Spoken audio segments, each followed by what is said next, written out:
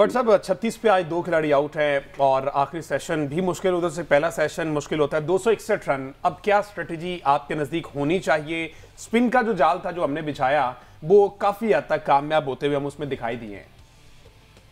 देखिए, बिल्कुल हमने इसी को सही तरह से चलाना है। अभी आगा सलमान भी आपके पास स्पिनर हैं, आपके पास ज़ाहिद भी हैं।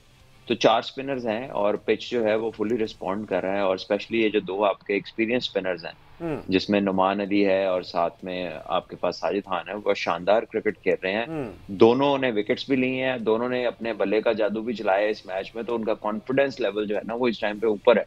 हम्म। और टेल अप है जिसे इंग्लिश में कहते हैं। जी। सो आई थिंक इंग्लैंड के लिए बड़ा कड़ा इम्तिहान है और आई आई रियली होप इंशाल्लाह, मुझे उम्मीद है पूरी कि पाकिस्तान कल ये टेस्ट जीतेगा। इंशाल्लाह। अच्छा बट साहब, मैंने इससे कबल भी ये सवाल किया था, आपसे भी जानना चाहूंगा। आकिब जावेद साहब का एक इंटरव्यू आजकल बड़ा चल रहा है, उसमें उन्होंने ना बड़ा सिंपल वे में कह दिया था कि ये तो कोई मसला ही कोई नहीं है। आप 3 स्पिनर खिलाएं, ड्राई विकेट बनाएं और आपके घर में आके कोई मैच आपको हरा के चले जाए तो मुझे पूछ लीजिएगा। उन्होंने ये इंप्लीमेंट भी कर दिया और काफी हद तक उसमें वो अभी तक कामयाब होते दिखाई भी दे रहे हैं। तो क्या ये इतना सिंपल था कि इससे पहले वाले लोग नहीं समझ पाए जो इनको पता था, या फिर लकीली ऐसा हो गया कि उन्होंने जो प्लान बनाया वो एग्जीक्यूट होता दिखाई दे रहा हमजा, बात यह है कि आपके पास और चॉइस क्या इंग्लैंड से खेलने की, सिवाय स्पिन विकेट बनाने के? है? और किस विकेट पे आप इंग्लैंड को हरा सकते हैं? आप उन्हें बाउंस में तो नहीं पकड़ सकते। आप उन्हें सीमिंग या वो जो कह लें कि स्विंगिंग ट्रैक है, हम्म। वो चीजें जो वो शुरू से कर रहे होते हैं। हम्म। सो आई गेस कि ये वो ऐसा वाहिद तरीका है जिससे आपके सामने जो है ना सैंपल है कि इंडिया में जाके क्या होता है, श्रीलंका में जाके इन टीमों को क्या होता है। हम्म। तो मेरा ख्याल है कि बड़ी सिंपल और क्लियर स्ट्रेटेजी है। हाँ, जो असल सवाल है ना आपका, वो ये है कि बाकियों को क्यों नहीं समझ लगी। हाँ।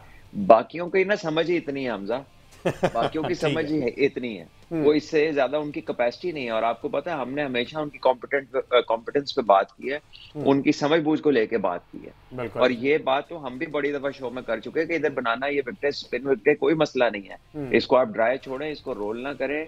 इसको जो है कह लीजिए कि उन्होंने ड्राई छोड़ा, आके आपने देखा 2 बड़े पंखे लगे हुए थे हाँ जी। और पिच को उन्होंने वही रीयूज कर लिया उस पिच को और उस पे रिजल्ट्स आ रहे हैं।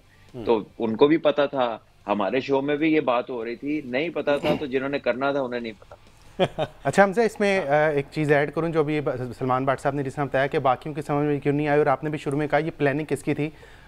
तो थोड़ा सा कल जो है वो नज़र दौड़ाई जब तो पता चला कि ये आकिब जवेद, एक मीटिंग हुई थी पहले टेस्ट के बाद, उसमें अलीम डार साहब मौजूद थे, अजहर अली मौजूद थे, फिर आकिब जवेद मौजूद थे और मोहसिन नकवी साहब भी मौजूद है, पीसीबी के कुछ हाई ऑफिशियल्स भी मौजूद थे। उसमें जो है सारा ये मामला हुआ। आकिब जवेद ने कहा कि आप, मेरी जिम्मेदारी है, आप स्पिन पिच बना दें, 3 स्पिनर्स के साथ खेलें, हारेंगे तो मेरी जिम्मेदारी है। ये मैं आपको जो उस मीटिंग के अंदर बात हुई है वो बता रहा हूँ। जिसके बाद मोहसिन नकवी साहब ने कहा कि देख लें आप कंफर्म है इस चीज़ पे, तो उन्होंने कहा हाँ जी ठीक, मैं कंफर्म हूँ, आप 3 स्पिनर्स के साथ मैदान में उतरें, मेरी जिम्मेदारी है। आप तीसरा स्पिनर्स कहाँ जहाँ से मर्जी ढूंढें, 2 स्पिनर्स आपके पास हैं, तीसरा स्पिनर ढूंढें, हारेंगे तो हमारी जिम्मेदारी है। फिर मोहसिन नकवी साहब ने अलीम डार साहब को कहा कि भाईजान ये पता करें कि क्या दूसरी पिच कंजेक्टिव टेस्ट में यूज़ हो सकती है, क्योंकि वो अंपायर हैं, वो सारी टेक्निकल चीज़ों को जानते हैं। तो हम अलीम डार साहब ने इस सारे मामले पे जो है वो रिसर्च की और उन्होंने कहा बिल्कुल ऐसा ऑफिशियली हम खेल सकते हैं। तो फिर सेकंड पिच जो है, सेकंड टेस्ट के लिए सेम पिच इस्तेमाल हुई और उसका रिजल्ट आज हमारे सामने है। बिल्कुल इस तरह ही है। ठीक है। अच्छा सलमान भट्ट साहब, आप भी बतौर ओपनर जो है ना बैटिंग करते रहे हैं। अब्दुल्ला शफीक की मैं बात करना चाह रहा हूँ, बीइंग ओपनर बैटर, क्या आपका जो दूसरे एंड पे खिलाड़ी है उसके साथ बॉन्डिंग स्ट्रांग होना क्या जरूरी है? म्यूचुअल अंडरस्टैंडिंग से ओपनिंग चूंकि एक मुश्किल टास्क होता है। अब्दुल्ला शफीक हमने देखा इससे कबल इमाम के साथ जब करते रहे तो कंपैरेटिवली वो कंफर्ट जोन में होते थे, लेकिन साइम के साथ 8 से 9 मैचेस हो चुके हैं, इनिंग्स हो चुकी हैं, अभी तक उस तरह की कोई वो पार्टनरशिप गेन नहीं कर पाए। इशू क्या आपके नजदीक लग रहा है? देखिए, कंफर्ट जोन होती है, बट हाँ। देन आपको ये नहीं होता। कंफर्ट जोन में तो ये होता है ना कि आपकी अंडरस्टैंडिंग बहुत अच्छी है, आप जब स्कोर लेते हैं तो टेंटेटिव नहीं होते, आपकी कॉलिंग बड़ी क्लियर है, आप रन्स नहीं कर रहे हैं। अब इसमें तो सामने वाले का कोई कसूर नहीं है ना। हम्म। आपके साथ कोई रनिंग में मिस्टेक हो जाए, कोई कॉलिंग में मिस्टेक हो जाए, वो चीज आपको तंग कर सकती है कि कम्युनिकेशन ठीक ना हो। लेकिन अगर आप खुद भी आउट हो जा रहे हैं और गलत स्ट्रोक्स खेल रहे हैं या आपकी फॉर्म चली गई है, तो उसमें the other and it doesn't matter. Yes, हाँ, कोई बड़ा सीनियर पार्टनर आपसे होता था, आपकी मदद कर रहा होता, आपको चीजें बता रहा होता, बट देन अब्दुल्ला भी अब कुछ 2-3 साल से तो पाकिस्तान टीम में ज्यादा ही हो गए उन्हें, बिल्कुल। तो बजाय कि वो थोड़ा बहुत साइम को हेल्प करें, तो if he is looking for help on the other side, तो फिर मतलब ट्रबल है उनके लिए। सो आई थिंक कि अब्दुल्ला की फॉर्म जो है ना, पिछले 11 मैचेस में उनके 150 भी रन हैं, शायद 150 प्लस माइनस हैं, जिसमें एक सेंचुरी है। सो ये आपको बताता है कि अब्दुल्ला की जो फॉर्म है ना, वो बिल्कुल भी सेटिस्फैक्टरी नहीं है, और कंफ्यूज लग रहे हैं, टायर्ड अप नहीं होता जैसे एक बंदा कि वो टेंस है, वो रिलैक्स नहीं है। उनका चेहरा देखें जब वो बैटिंग करने आते हैं, आपको लगता है कि वो इज नॉट श्योर, आपको लगता है जैसे उनके ऊपर खौफ तारी हुआ है। मेरा ख्याल है उन्हें थोड़ा अपने आप से बात करने की जरूरत है, अपने आप से खुद अपने आप से डील करें कि अगर ऐसे चलता रहा तो फिर तो थोड़ी देर ही है, तो आप खुला खेलें, दिलेरी से खेलें, अपनी गेम प्रेजेंट करें। पहले तो फीट का यूज भी करते थे, बड़ा स्पिनर पे अपनी चढ़ाई भी कर देते थे, लेकिन अभी कुछ अरसे से बिल्कुल वो चीज नजर नहीं आ रही। जी ठीक है जी। अच्छा सलमान भाई, मैं वो जानना ये चाह रहा हूँ कि मोहम्मद रिजवान जो है वो एक ही बॉलर से बार बार चूंकि आउट हो जा रहे हैं। मोहम्मद रिजवान ब्राइडन कार्स से जो है वो 3 बार आउट हो चुके हैं इस सीरीज के अंदर। तो मोहम्मद रिजवान क्या कहीं फॉर्म का इशू चल रहा है या पिच की वजह से वो मुश्किलात का शिकार नजर आ रहे हैं? देखिए, मैं आज ट्रेवल कर रहा था, मैंने तो उनकी विकेट नहीं देखी, यहाँ पे आ भी नहीं रहा था, जहाँ मैंने ट्राई भी की तो वो चीज़ अभी आई नहीं थी। लेकिन अगर आप एक ही बॉलर से आउट हो रहे हो तो डेफिनेटली कुछ वर्केबल्स हो सकते हैं। अब कंसेक्यूटिवली एक ही बॉलर से 3 बार आउट होंगे तो फिर वर्केबल्स हो सकते हैं कुछ।